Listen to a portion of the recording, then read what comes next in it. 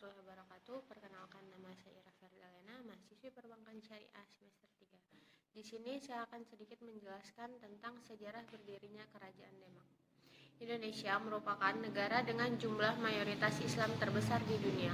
Hal ini tidak terlepas dari sejarah kerajaan Islam di seluruh wilayah Indonesia antara abad ke-13 sampai abad ke-18.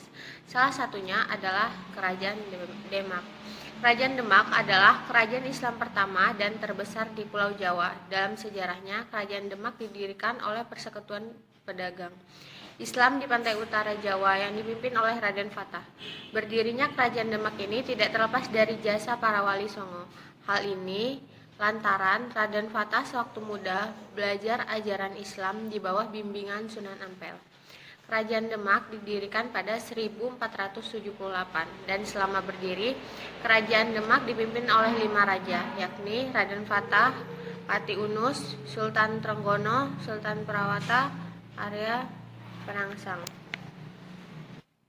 Sebelum berdirinya Kerajaan Demak, wilayah Demak merupakan bagian dari Majapahit, di mana Raden Fatah ditugaskan sebagai Adipati Bintoro Demak.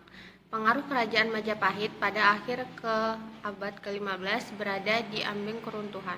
Pada tahun 1500, dengan dukungan para wali, Bintoro menyerang Majapahit dan mengalahkannya. Setelah dikalahkan, kemudian Raden Fatah memindahkan pusat pemerintahan ke Bintoro, yang ditandai dengan peristiwa pemindahan pusaka Majapahit ke Bintoro.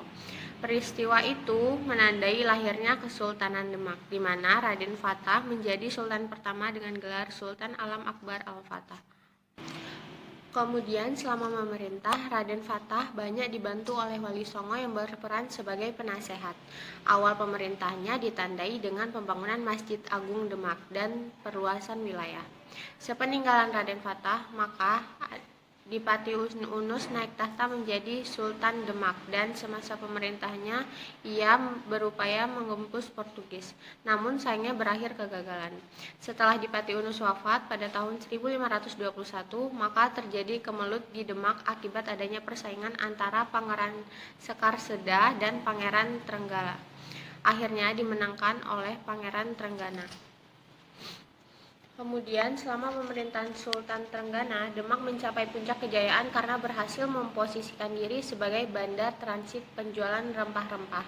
Sayangnya, Sultan Trenggana harus gugur dalam perjalanan untuk memperluas pengaruh Demak ke Jawa Timur. Dalam perjalanan menyerang Pasuruan untuk memperluas wilayah pengaruh Demak ke Jawa Timur. Kosongnya puncak kekuasaan menyulut kembali persaingan politik antara keluarga Pangeran Sedalepan dan keluarga Sultan Trenggana. Di tengah kemelut datanglah Joko Tingkir, seorang adipati Pajang bawahan Demak. Ia meredam pemberontakan di antara kedua keluarga. Setelah kemelut berakhir, maka Joko Tingkir memindahkan pusaka kerajaan dari Bintoro Demak ke Pajang yang menandai berakhirnya Kerajaan Demak, sekaligus awal dari Kesultanan Pajang. Peristiwa ini menandai masa interregnum, yakni masa transisi dari Kesultanan Demak ke Kesultanan Mataram. Sekian sedikit sejarah tentang berdiri hingga berakhirnya Kesultanan Demak. Saya akhiri, wassalamualaikum warahmatullahi wabarakatuh.